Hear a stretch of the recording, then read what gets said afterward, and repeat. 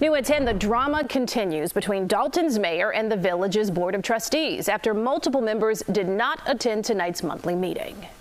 Just pay attention to who bring all the drama to your community. Where all the hecklers that's normally in the crowd, they're not here today.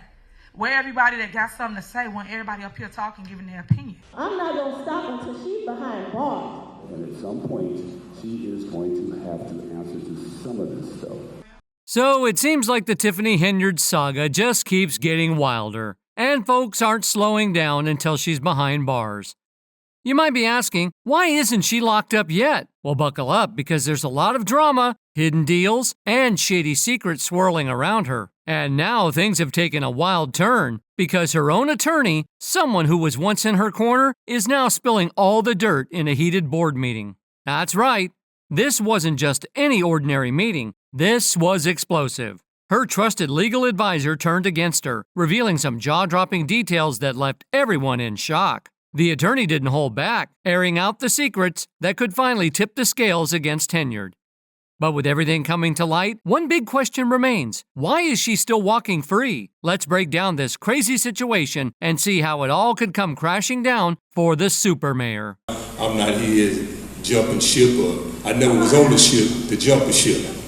Always been here. A dramatic meeting in Dalton leads to even more controversy, this time over a new hire. Not only did Mayor Tiffany Henyard make the hire without consent from the board, we're learning tonight the newest employee has a storied past. By now, you might know that Tiffany Henyard has hired 2 criminal defense lawyers with a reputation for handling some of the most notorious cases in the country. So naturally, people are wondering why she's bringing on a criminal defense attorney if she insists she's innocent. Sure, having a strong defense is smart, but the situation is even more complicated. The lawyer, Bo Brindley, was hired after the FBI issued subpoenas to the village and Township earlier this year. However, his history is so outlandish, it's almost unbelievable. Brindley became infamous for his defense of R. Kelly's manager, who faced serious accusations of witness tampering and handling illegal materials. Although Brindley managed to secure an acquittal, his tactics were heavily criticized, including allegations of coaching witnesses to lie, tampering with evidence, and bribing officials. One of the biggest controversies surrounding Brindley occurred on September 3, 2015, when he faced 21 charges, including obstruction of justice and conspiracy related to 6 federal cases where he was the defense lawyer. Prosecutors pointed to questionable practices, such as improper witness coaching. Although Brindley was cleared after a lengthy legal battle, the case left doubts about his methods and ethics.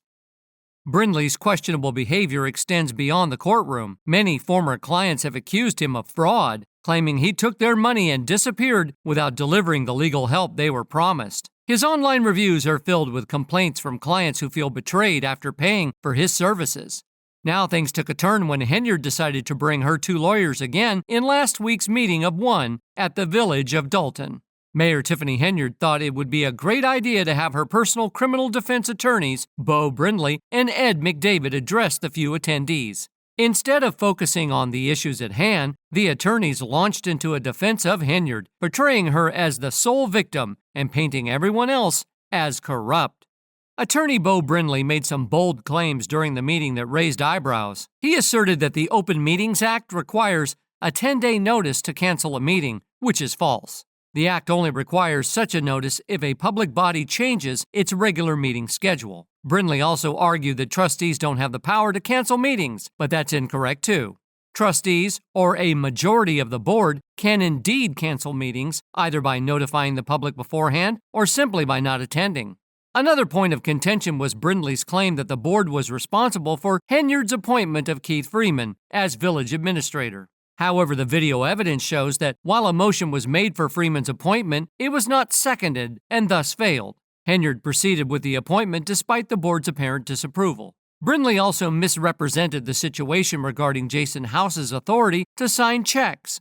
House was indeed authorized to sign checks as per the Cook County Circuit Court and village ordinances. Additionally, Brindley's talk about stopping certain actions now was misleading. As Henyard's personal attorney, Brindley doesn't have the power to control board decisions or halt actions. Those matters are for the courts to decide. Isn't it ironic? Instead of tackling the root of the problem and providing a solid defense against the accusations, Mayor Tiffany Henyard's lawyers seem to have focused more on blaming others without verifying their claims. It makes one question their effectiveness as defense attorneys. Meanwhile, the Dalton trustees continued their work without Mayor Henyard this week. On Thursday night, they gathered to discuss the village's financial future at the Dalton Fieldhouse. The meeting went ahead without Henyard, and the crowd responded positively when Trustee Stanley Brown arrived as the fifth trustee present. He was given a warm welcome in South Suburban Dalton. Trustee Stanley Brown was an ally of Mayor Tiffany Henyard on the Village Board of Trustees, and he hadn't been to a special board meeting in recent months until he made an appearance that Thursday. "I had residents tell me to come, and some told me not to. I'm here for all the residents," Brown said. This meeting came just a week after Henyard attempted to hold her own unofficial meeting, which lacked a quorum. At that time, she had announced new appointments for village attorney and administrator, but Trustee Jason House dismissed that meeting as unofficial, claiming the appointments were not sanctioned. Regularly scheduled Board of Trustees meeting was canceled because there weren't enough trustees present. But Mayor Tiffany Henyard still showed up and appointed a new village administrator and a new village attorney. During the trustees' meeting, they tackled significant issues, including budget concerns and potential layoffs. House mentioned the possibility of another round of layoffs if necessary, aiming to handle them all at once. He also highlighted a problem with the village's bank after Henyard allegedly refused to sign numerous checks, amounting to millions of dollars, leading to a 60-day notice from the bank due to disputes over the signatures. Additionally, the board implemented a temporary halt on travel reimbursements for elected officials and employees amid the accusations of misuse of village funds. Even though Henyard was absent, she was a focal point of harsh public comments. One resident described her as a demon and vowed not to stop until she was behind bars. The trustees made sweeping decisions in Henyard's absence. They approved a temporary ban on travel and meal reimbursements, amended check-signing rules, and issued 18 business licenses that had been stalled. They also finalized a new firefighter contract through 2027 after a long delay, attributing previous bargaining failures to Henyard. Furthermore, the board moved to terminate Deputy Police Chief Louis Lacey, who faces federal bankruptcy fraud charges. Although Lacey was recorded telling officers he was still in charge, the state agency now lists him as inactive, with a separation date of August 14th. This is our community. We need to take it back, and we will continue to fight as we have for the past 3.5 years, Trustee Kiana Belcher asserted. Despite multiple attempts to reach Henyard's attorney, there has been no response from them. Now, if you haven't heard about Henyard's recent meeting she pushed so hard for, let me fill you in. During this fiery session, Henyard clashed with Thornton Township trustees who decided to cancel major events like Gospel Fest and House Fest because of concerns about reckless spending. Henyard, who's been under the microscope for financial mismanagement, lashed out at trustees Chris Gonzalez, Carmen Carlisle, and Gerald Jones. She argued that these events were planned before her time and should stay on the calendar. The trustees did approve of a scaled-back budget for the tech-savvy event, which focuses on tech training, but they stuck to their guns about cutting costs due to the lack of approved budget. A new rule from last month requires trustee approval before spending on events. Henyard tried to push through her own meeting to approve events and tweak the rules, but none of the trustees showed up. What can we say? It's well-deserved. The heat only increased when the trustees refused to pay bills they felt showed Henyard's wasteful spending. In a dramatic twist, Henyard demanded that every expense be read out loud, but this only spotlighted her office's failure to follow new audit rules and get board approval for contracts. So that meeting really backfired on her. But if you think she's finished, think again. Instead of clearing her name, this mayor threw an $85,000 party despite slashing her budget earlier this week. Despite plunging her budget into debt and facing cuts from the state for reckless spending, Tiffany Henyard threw a lavish event for her suburban Chicago town. She splurged $50,000 of taxpayer money on an hour of performances and over $35,000 on activities, equipment, and staff. I was shocked and furious. That's our money, the people's money, resident Jennifer Roberts told WGN9. Henyard spent $30,000 on R&B singer Kiki Wyatt and $20,000 on rapper Jay Holiday for 30-minute sets at the Taste of Thornton Township event. Despite her bright smile, images from the event show a sparse crowd. She also spent nearly $36,000 on a sound system, staff, comedians, and bounce houses, with the bounce houses alone costing $6,600, according to WGN9. Former Dalton trustee Valeria Stubbs called the event a flop, with only about 70 attendees. She uses our tax dollars to boost her own image, Stubbs told WGN9. Resident Sherry Britton added, Tiffany is a narcissist. She's going down fighting like an MMA fighter until they put the cuffs on her. Most contracts for the event were signed before the town's trustees implemented spending controls. Last month, Henyard was banned from using town credit cards, with only the Director of Administrative Services allowed to make board-approved purchases. And if you're wondering why Mayor Tiffany Henyard hasn't ended up in jail despite all the serious allegations against her, the answer is quite simple. The legal process takes time. Investigations and legal proceedings aren't quick, especially when authorities need to gather enough evidence to build a solid case.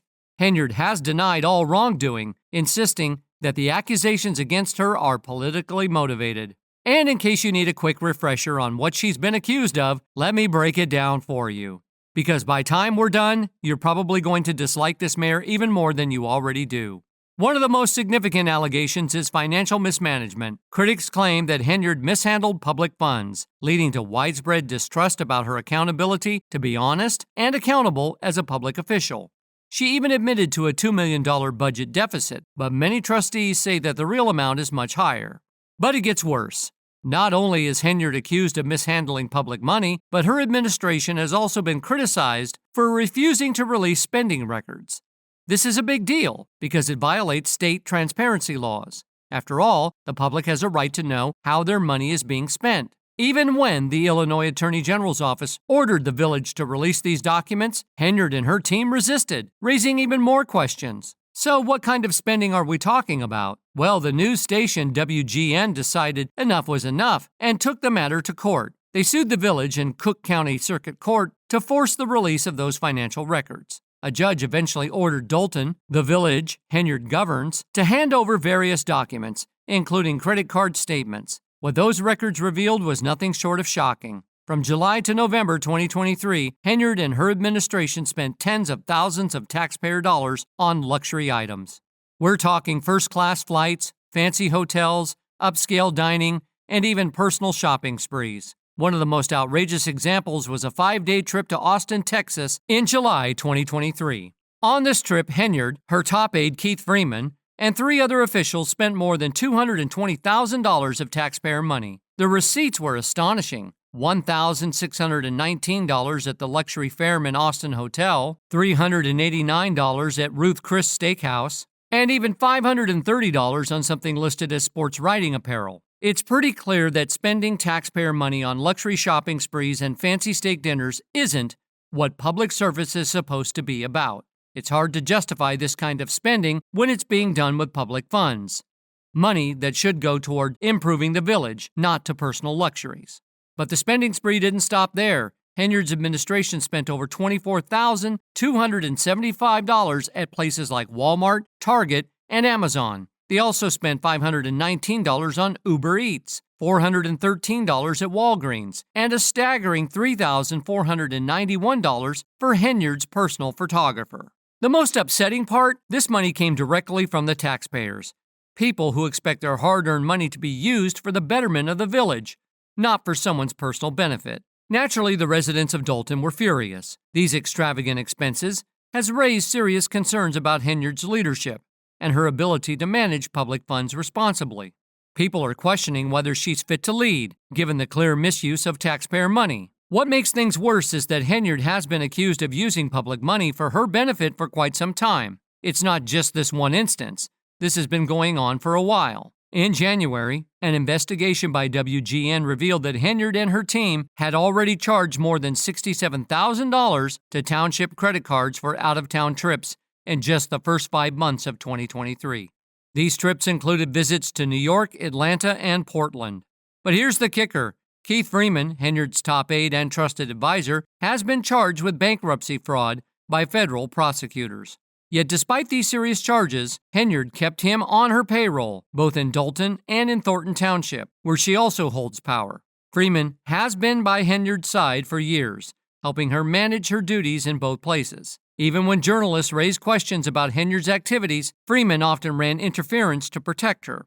He denied ever being fired from his township job, even though records show otherwise. This kind of behavior only raises more concerns about the ethics and transparency of Henyard's administration. It's not just the financial mismanagement and questionable relationships that have people up in arms. Henyard's time as mayor has only made existing problems worse. Several local businesses have had to shut down due to unresolved licensing issues, including Lawrence Gardner's trucking company. Gardner's business has been inactive since January 2023, after the village accused him of selling alcohol without a license at one of his events. Gardner denies these claims and has won a ruling in his favor. He suspects that there may be other reasons why Henyard's administration targeted him, especially since, shortly after she took office, local business owners were asked to donate $3,500 to the village. While the FBI hasn't officially confirmed an investigation into Henyard, Gardner claims he has been in contact with them for months. Many business owners and residents have distanced themselves from Henyard, frustrated by her policies and leadership.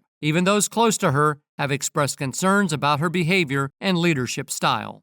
Despite all these allegations, Henyard remains defiant. At a village board meeting, she addressed the public saying, "As you can see, our village, our community, and myself, we are under attack." She went on to accuse her critics of only telling one side of the story and not giving a fair account of the events. She even admitted to the $2 million budget deficit, but failed to mention that other board members later revealed the actual deficit was much higher than what she had reported. Former trustee Edward Steve chimed in, saying that while Henyard likes to blame others for the village's problems, she should start looking at herself. Henyard has also been accused of silencing her critics. One notable case involves former village trustee Valeria Stubbs, who publicly criticized Henyard. Soon after, Stubbs had two of her tenants' vehicles vandalized, allegedly by hitmen sent by Henyard. As if the financial scandals weren't enough, Henyard is also caught up in a much darker situation. A civil lawsuit has been filed involving allegations of SA during a work trip to Las Vegas. This lawsuit, filed in April 2024, names both Henyard and a village trustee as defendants.